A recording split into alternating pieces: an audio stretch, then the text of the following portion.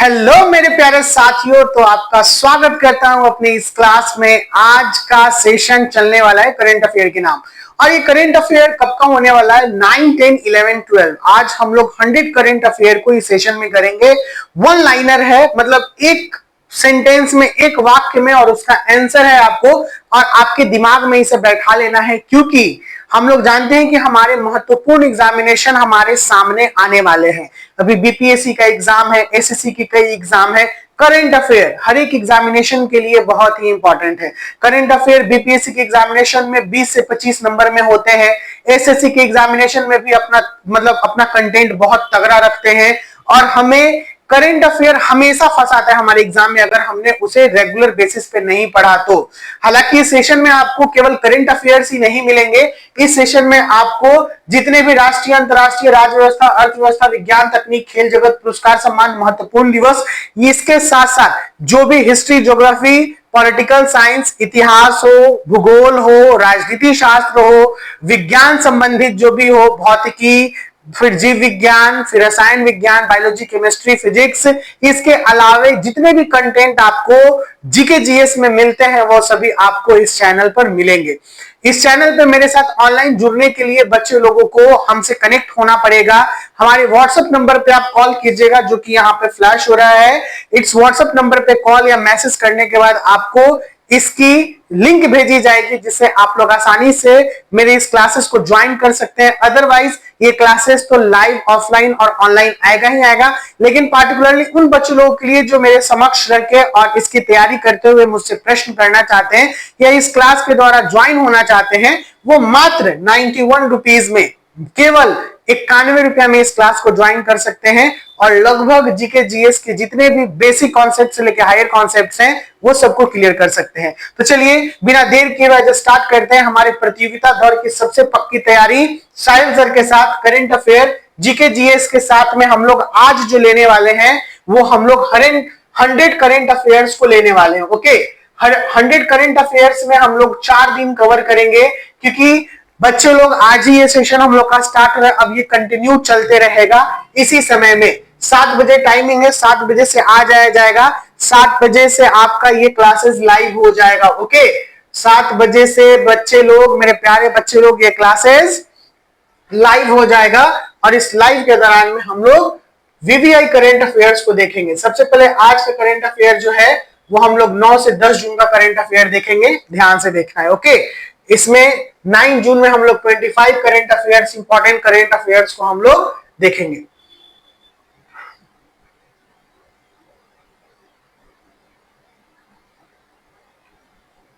नौ और 10 जून का current affair हमने आपके सामने अभी रखने की कोशिश, आपके समक्ष अभी रखने की कोशिश करूंगा। इसे ध्यान से समझते चलना है और बनाते चलना है। Okay, so here we are.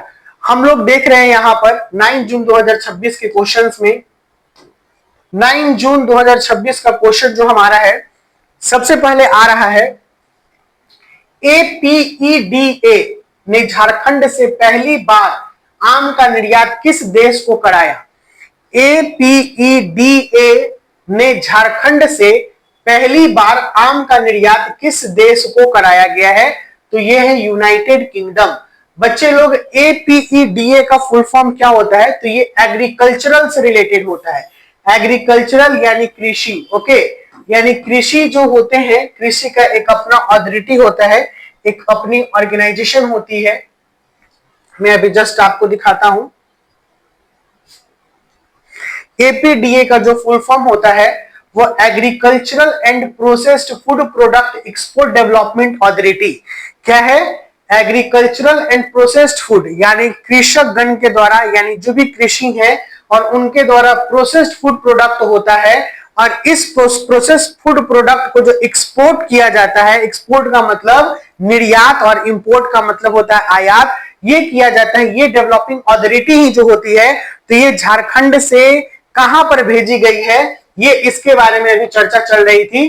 तो ये भेजी गई है यूनाइटेड किंगडम। एपीडीए ने झारखंड से पहली बार आम का निर्यात किस देश के लिए कराया है? United kingdom. किस देश के लिए? United kingdom.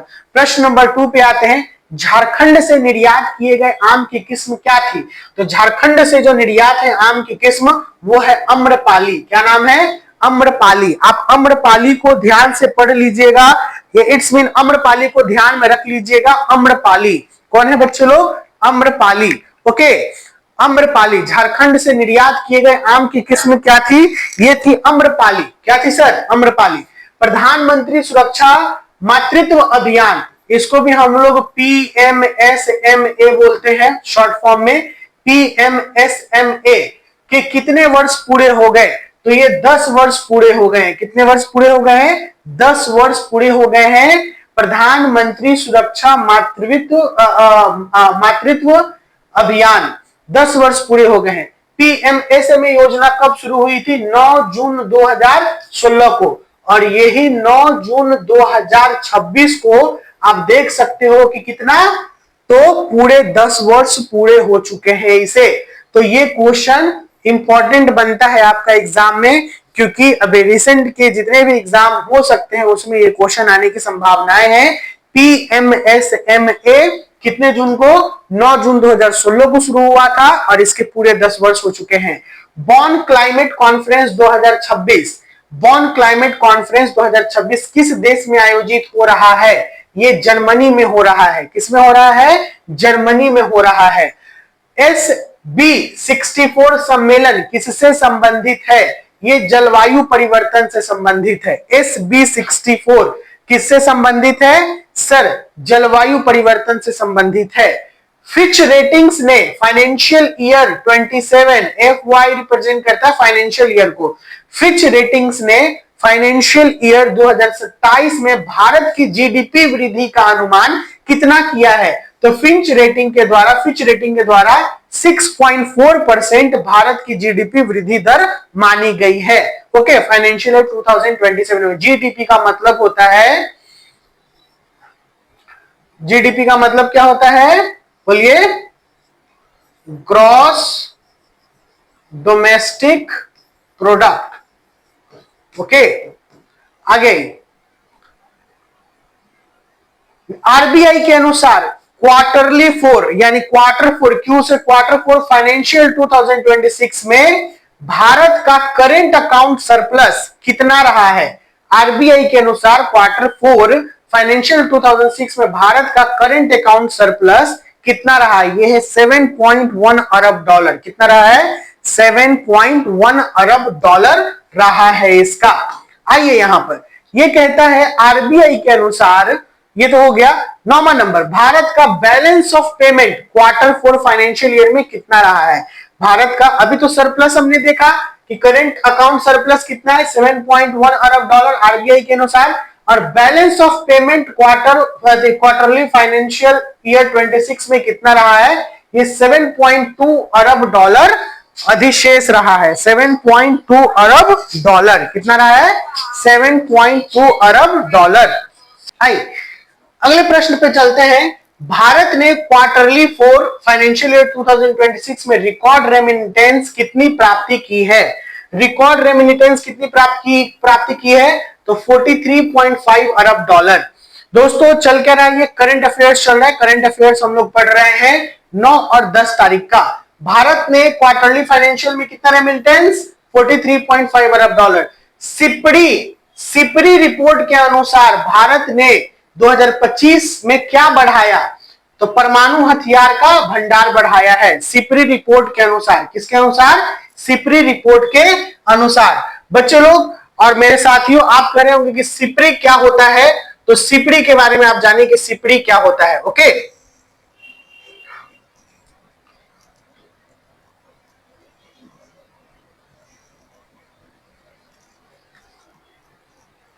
सिपरी का फुल फॉर्म होता है Stockholm International Peace Research Institute. Okay, SIPRI का ये फुल फॉर्म होता है स्टॉक, ये क्या ऐसा डाटा एनालिसिस प्रोवाइड करता है जिसमें मिलिट्री के ऊपर कितना खर्च किया गया है, मिलिट्री के ऊपर कितना खर्च किया गया है, आर्म ट्रांसफर या न्यूक्लियर आर्सेनल्स के लिए कितना खर्च किया गया है। Stockholm International Peace Research Institute, इसको हम लोग कहते हैं सिपरी को।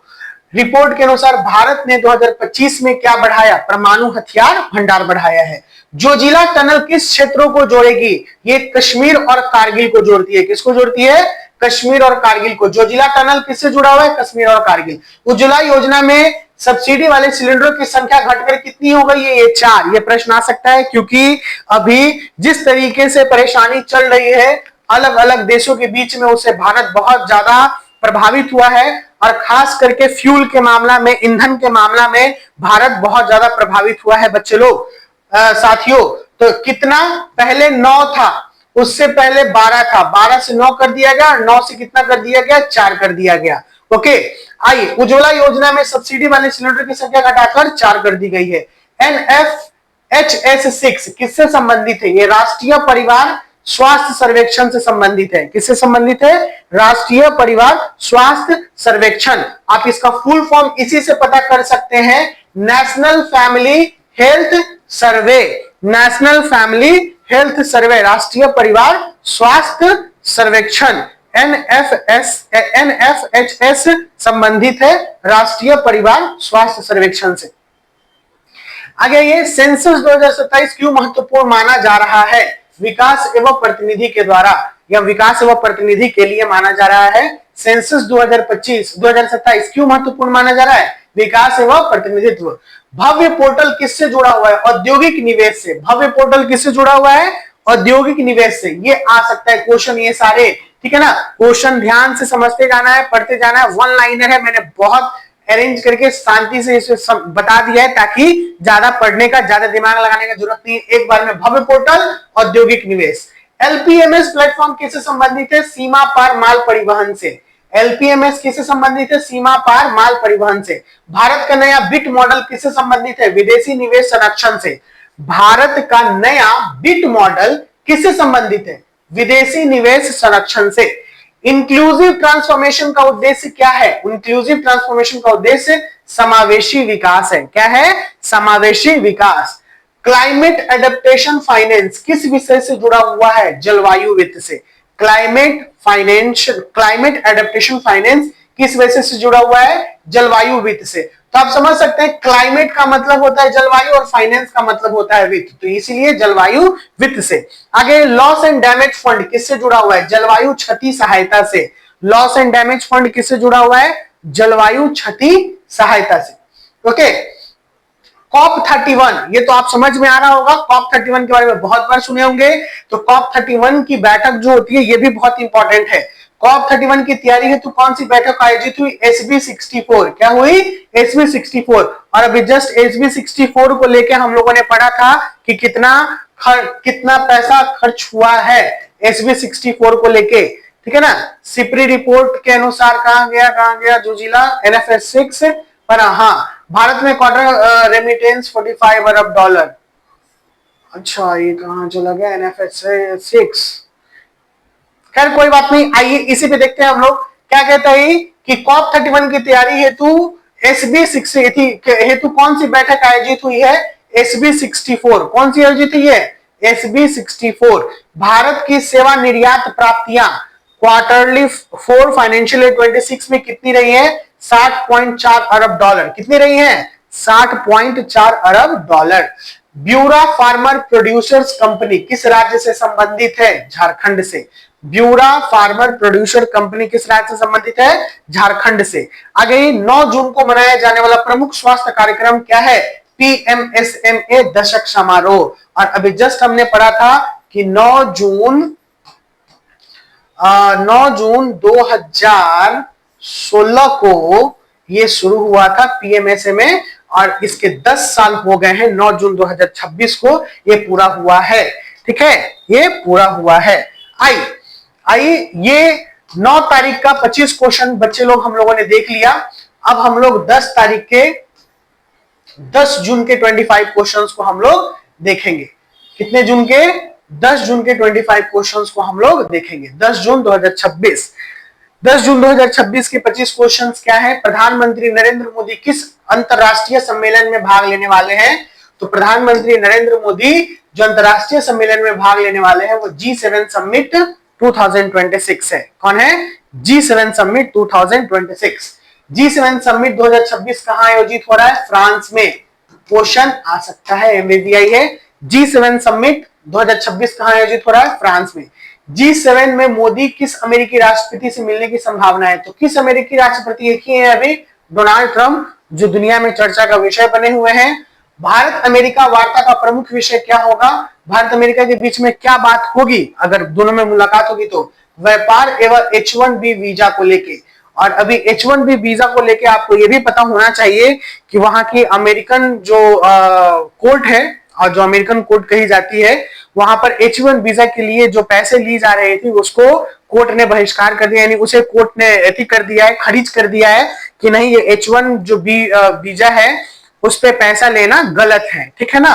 तो एक अमेरिकी गवर्नमेंट को ये धक्का लगा है, इस बात को लेके H1B वीजा को लेके बात हो सकती है और व्यापार को लेके बात हो सकती है। भारत किस देश के साथ अंतरिम व्यापार समझौते पर कार्य कर रहा है? अंतरिम व्यापार समझौता अमेरिका के साथ ही चल रहा है। कई चीजों पे जो अभी टैरिफ वगैरह लगाया गया था बहुत सारा, तो अमेरिका पे चल रहा है। H1B वीजा मुख्यतः किससे संबंधित है? कुशल पेशेवर रोजगार से। H1B वीजा किसे दिया जाता है? तो भारत में जो कुशल रोजगार करने के लिए विदेश जाना चाहते हैं तो H1B वीजा लेके वो जा सकते हैं। तो इसी से ये जुड़ा हुआ है। ओके, आगे आते हैं। FIFA world cup. FIFA world cup बहुत अभी ट्रेंड में चल रहा है। कब शुरू हुआ सर? 11 जून को ये शुरू हो गया फीफा वर्ल्ड कप, यानी ये स्टार्ट हो गया है। आज हम लोग 12 जून है, ठीक है। तो ये 11 जून वाले फीफा वर्ल्ड कप 2026 कब शुरू होगा? 11 जून 2026 को शुरू होगा। फीफा वर्ल्ड कप 2026 किन देशों में आयोजित होगा? अमेरिका, कनाडा और मैक्सिको। और फाइनल्स भी अमेरिका में ही खेला जाने वाला है। तो 11-12 जून का जब हम लोग डिस्कशन करेंगे तो इसमें फीफा वर्ल्ड कप को लेके पूरी चर्चाएं हैं, पूरे क्वेश्चंस बने हुए हैं। जी के फीफा वर्ल्ड कप पैनल में कौन शामिल है? तो ये बाइचुंग भूटिया। कौन शामिल है? बाइचुंग भूटिया। जी के फीफा वर्ल्ड कप पैनल में कौन शामिल है? बाइचुंग भूटिया। भारतीय महिला फुटबॉल की प्रतिनिधि विशेषता कौन है? विशेषमा कौन है? अदिति चौहान। भारतीय महिला फुटबॉल के प्रतिनिधि जो है वो अदिति चौहान है, ठीक है। NHRC का पूरा नाम क्या है? National human right commission. NHRC का पूरा नाम है national human right commission. NHRC का पूरा नाम क्या है?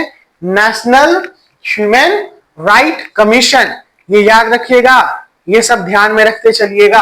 आगे आइए। CBI का पूरा नाम क्या है? Central bureau of investigation.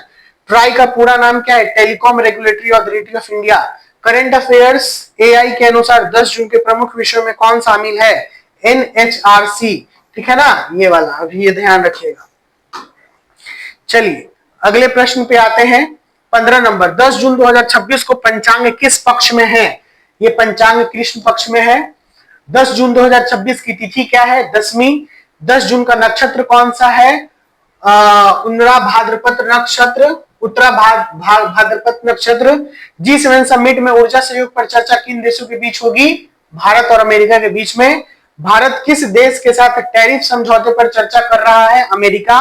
FIFA world cup 2026 का प्रसारण भारत में कौन करेगा? G network. कौन करेगा? G network. भारत की विदेश नीति G7 की क्या भूमिका है? वैश्विक सहयोग मंच। क्या है? वैश्विक सहयोग मंच।